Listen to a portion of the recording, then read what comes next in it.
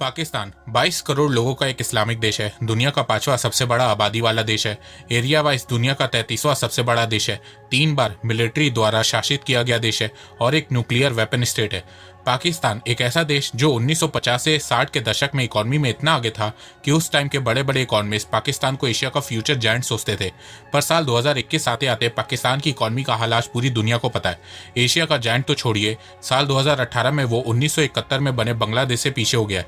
आजकल पाकिस्तान बहुत सी प्रॉब्लम्स को फेस कर रहा है, जैसे कि over population, terrorism, poverty, illiteracy, corruption और कर्ज। तो आइए जानते हैं कि क्या ये प्रॉब्लम्स पहले के मुकाबले बड़ी हैं या फिर कम हुई हैं। तो नमस्कार दोस्तों, स्वागत करते हैं आपका चार्जिंग पॉइंट हिंदी में। दोस्तों, आज के इस वीडियो में हम बात करेंगे पाकिस्तान की इकॉनमी के बारे में, उसके पास्ट परफॉर्मेंस के बारे में, प्रेजेंट सिनेरियो के बारे में और उसके फ्यूचर के बारे में। तो जुड़े रहिए आप इस वीडियो के साथ। दोस्तों, मैं ऐसे ही एजुकेशनल टॉपिक पे बात करता हूँ, तो अगर आपको मेरा काम पसंद आता है तो अब आप मुझे सपोर्ट कर सकते हैं पेट्रियन और यूट्यूब में ज्वाइन बटन के थ्रू। और अब आप मुझे फेसबुक, इंस्टाग्राम, ट्विटर में भी फॉलो कर सकते हैं और मेरी वीडियोस को वहाँ पे भी शेयर कर सकते हैं। दोस्तों, अगर आपको एडवांस MS एक्सेल सीखना है तो मैं आपको 1475 रुपए का कोर्स फ्री में दे सकता हूँ। और अगर आपको financial market, share market, mutual fund के बारे में जानना है तो मैं आपको 4720 रुपए का कोर्स फ्री में दे सकता हूँ। दोनों कोर्सेज की लिंक डिस्क्रिप्शन में दी गई है। 1947 में भारत का बंटवारा हुआ और पाकिस्तान बना। शुरुआत में पाकिस्तान की इकोनॉमिक ग्रोथ भारत से कहीं आगे थी।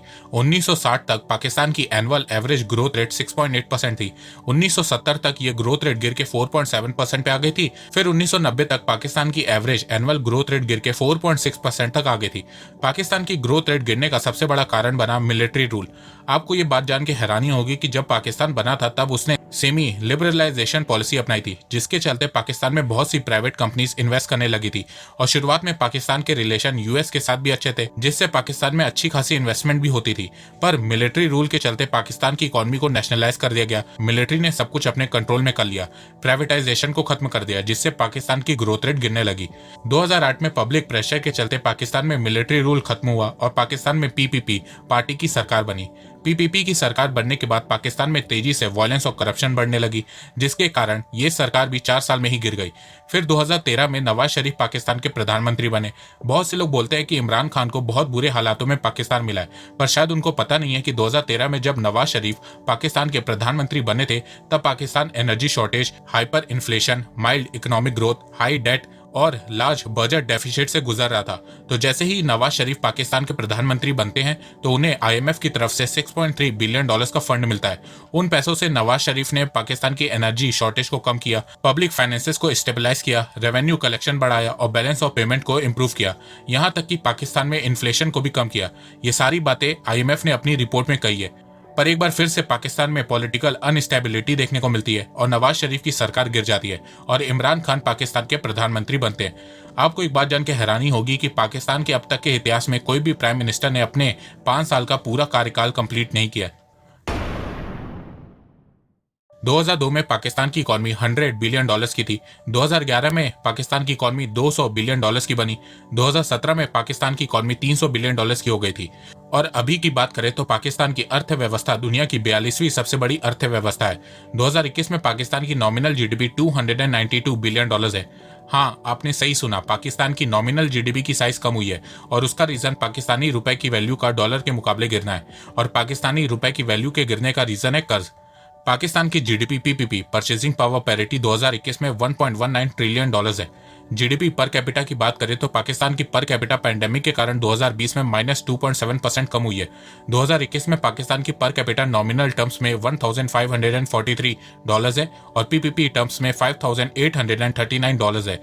वैसे ये अनुमान लगाया गया है कि 2021 में पाकिस्तान की पर कैपिटा इनकम -0.2% और कम होगी। ये डाटा एशियन डेवलपमेंट बैंक के द्वारा दिया गया है। GDP ग्रोथ रेट की बात करें तो 2019 में पाकिस्तान की GDP ग्रोथ रेट 1.9% थी, जो 2020 में पेंडेमिक के कारण गिर के -0.4% पे आ गई है। 2021 की ग्रोथ रेट 1.4% प्रिडिक्ट की गई है। अच्छा, कुछ पाकिस्तानी यहाँ पे बोलेंगे कि नहीं, आप झूठ बोल रहे हो, पाकिस्तान की ग्रोथ रेट इमरान खान ने 3.94% बताई है। तो देखो, इस चीज को लेके पाकिस्तान में खुद बवाल हो रहा है।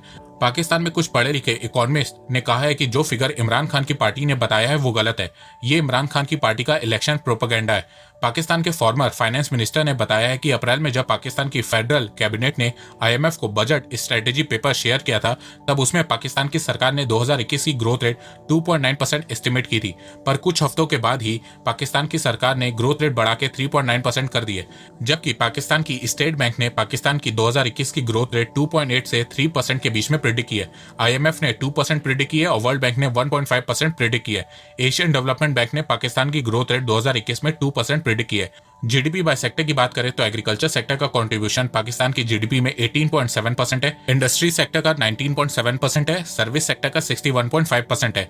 फॉरेन रिजर्व पाकिस्तान का जून 2021 तक $23 बिलियन है। अनएम्प्लॉयमेंट रेट पाकिस्तान में 5% है। पॉवर्टी की बात करें तो अकॉर्डिंग टू वर्ल्ड बैंक 2018 में 40% पीपल पाकिस्तान में पॉवर्टी लाइन से नीचे थे, पर पेंडेमिक के चलते 2020 में पाकिस्तान की पॉवर्टी रेट 5.4% इंक्रीज हुई है। 2020 में पाकिस्तान में 2 मिलियन लोग पॉवर्टी लाइन से नीचे आ गए हैं। इसके अलावा 2018 के पाकिस्तान के नेशनल न्यूट्रिशन सर्वे में यह पाया गया है कि पाकिस्तान में 50% फैमिलीज को 2 वक्त का खाना नसीब नहीं होता है। 40.2% चिल्ड्रन पाकिस्तान में क्रॉनिक माल न्यूट्रिशन से अफेक्टेड है। वैसे ये सर्वे पाकिस्तान की सरकार ने खुद करवाया है। इन्फ्लेशन की बात करें तो 2018 में पाकिस्तान का इन्फ्लेशन रेट 4.7% था, जो मई 2021 तक आते आते 11.9% हो गया है। ये डाटा पाकिस्तान के मिनिस्ट्री ऑफ फाइनेंस के द्वारा दिया गया है। पाकिस्तान के लोगों ने ये नोटिस किया होगा कि साल भर में पेट्रोल और डीजल की प्राइस पाकिस्तान में बहुत बढ़ी है, केरोसिन की प्राइस बहुत बढ़ी है, जिससे कंज्यूमर गुड्स की भी प्राइस बढ़ी होगी। तो यहाँ पे पाकिस्तान की सरकार को इन्फ्लेशन को कम करने के लिए जल्दी कुछ करना होगा। ट्रेड की बात करें तो पाकिस्तान की ट्रेड कोरोना के चलते 2020 में कम हुई है। जहां 2019 में पाकिस्तान का एक्सपोर्ट $24 बिलियन था, वहीं 2020 में एक्सपोर्ट गिर के $22 बिलियन पे आ गया है। पैंडेमिक के चलते एक अच्छी बात यह हुई है कि पाकिस्तान का इंपोर्ट बिल कम हुआ है। 2019 में इंपोर्ट पाकिस्तान का $51 बिलियन था, जो 2020 में गिर के $43 बिलियन पे आ गया है, जिससे पाकिस्तान का ट्रेड डेफिसिट भी कम हुआ है। पर देखा जाए तो पाकिस्तान का ओवरऑल ट्रेड बहुत कम है, और इसकी सबसे बड़ी वजह यह है कि पिछले कुछ सालों में पाकिस्तान ने कोई भी मेजर ट्रेड डील और यूरोपियन देशों के साथ नहीं की है। अच्छा, कुछ पढ़े लिखे पाकिस्तानी मेरे से ये पूछते हैं कि पाकिस्तान के इकोनॉमिक डाउनफॉल के पीछे क्या रीजन है।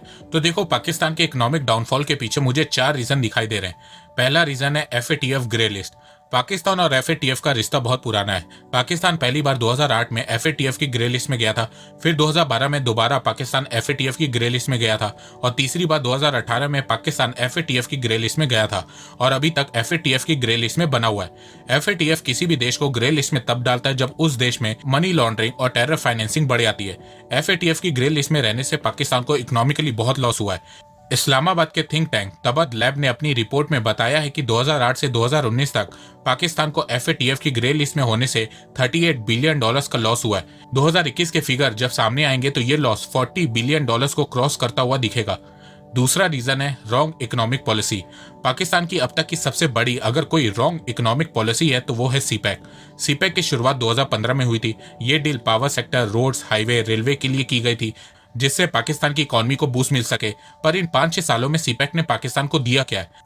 क्या पाकिस्तान की अर्थव्यवस्था ठीक हो गई है? ग्रोथ रेट बढ़ गई है? इन्फ्लेशन कम हो गई है? क्या पाकिस्तान के एक्सपोर्ट्स बढ़ गए हैं? क्या अनएम्प्लॉयमेंट कम हो गई है? पॉवर्टी की तरफ तो मैं जा ही नहीं रहा हूँ। आखिर मिला क्या सीपैक से पाकिस्तान को, जरा बताओ। अब यहाँ पे कुछ पाकिस्तानी बोलेंगे कि जब प्रोजेक्ट खत्म हो जाएगा तब देखना। तो शायद आपको ये बात पता नहीं होगी कि सीपैक की कंप्लीट करने की डेट 2030 रखी गई है। तो क्या 2030 तक इंतजार करोगे? मतलब देश की बैंड अभी बजी हुई है और आप टारगेट 15 साल का रख रहे हैं कि 15 साल बाद सब ठीक हो जाएगा। इसीलिए मैं इसको रॉन्ग इकोनॉमिक डिसीजन बोल रहा हूँ। इसके अलावा अब तो पाकिस्तान की सरकार ने यह भी मान लिया है कि चाइना ने सीपैक में इन्वेस्टमेंट के साथ साथ पाकिस्तान को कर्ज भी दिया है, जिससे पाकिस्तान को कभी ना कभी तो चुकाना ही होगा। और यहाँ मैं 100% श्योर हूँ कि पाकिस्तान ऐसा नहीं कर पाएगा और वो चाइना से और टाइम मांगेगा, और इसके बदले में चाइना पाकिस्तान का ग्वादा पोर्ट लीज पे ले लेगा। 1 मिनट, शायद ये हो चुका है। म्यूजिक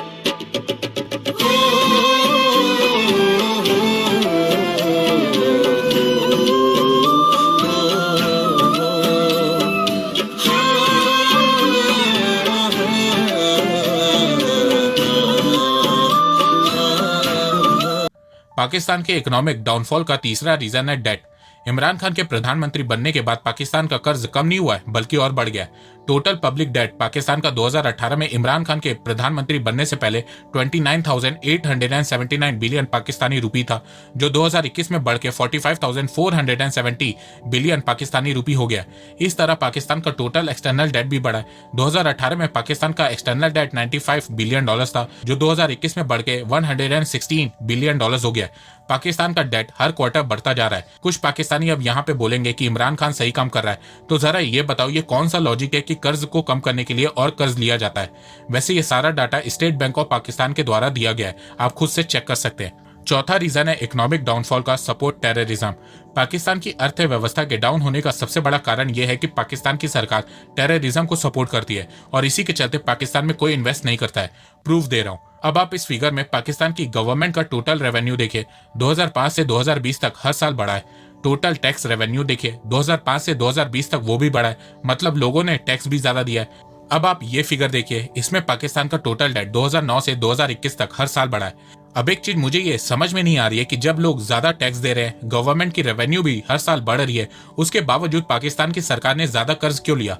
देश की डेवलपमेंट तो टैक्स के कलेक्शन से ही होती है, जो कि पाकिस्तान में हर साल बढ़ी है। चलो एक बार मैं मान लेता हूँ कि जो कर्ज पाकिस्तान ने लिया वो अपनी इकोनॉमी को बूस्ट करने के लिए लिया होगा, पर ऐसा कुछ दिख तो नहीं रहा है। पाकिस्तान में इन्फ्लेशन अभी बहुत ज्यादा है, एक्सपोर्ट्स बड़े नहीं है, फॉरेन रिजर्व भी सिर्फ 23 बिलियन डॉलर है और पाकिस्तान का एक्सटर्नल डेट 116 बिलियन डॉलर हो गया। 116 बिलियन डॉलर बहुत पैसा होता है, वो पैसा कहाँ गया? ऐसा नहीं है कि ये सिर्फ प्रीवियस गवर्नमेंट का डाटा है, ये 14 साल का डाटा है, मतलब पाकिस्तान की पास 3 गवर्नमेंट का डाटा है। और ये मैं अपने से फिगर्स नहीं बता रहा हूँ, पाकिस्तान की मिनिस्ट्री ऑफ फाइनेंस का डेटा है। अगर पाकिस्तान में ऐसे ही हालात बने रहे तो फ्यूचर में पाकिस्तान को मोस्ट डेंजरस कंट्री बोला जाएगा। वैसे अभी भी बोला ही जाता है। आपने सबसे पहले घबराना नहीं।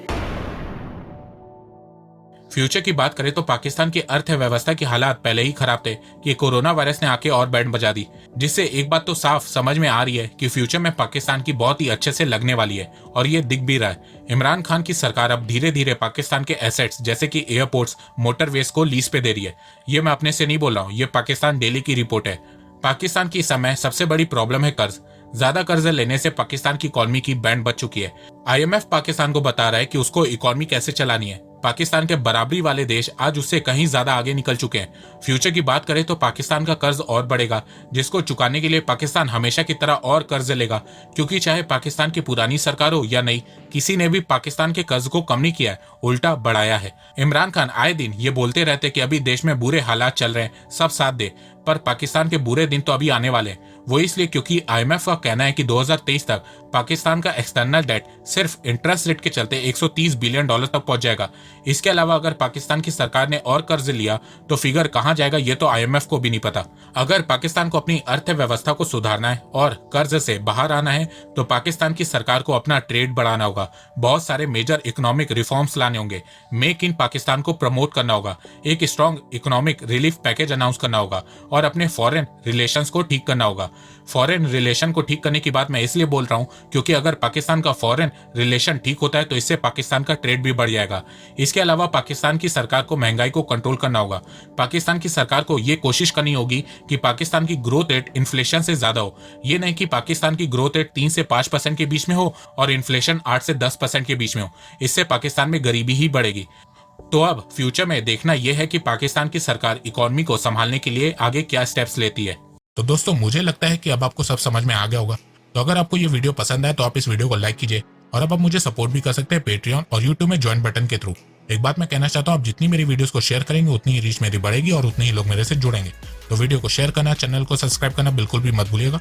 मैं ऐसे ही एजुकेशनल वीडियोस लाता रहूंगा आप लोगों के लिए। तो अभी तक के लिए बस इतना ही। धन्यवाद। जय हिंद, जय भारत।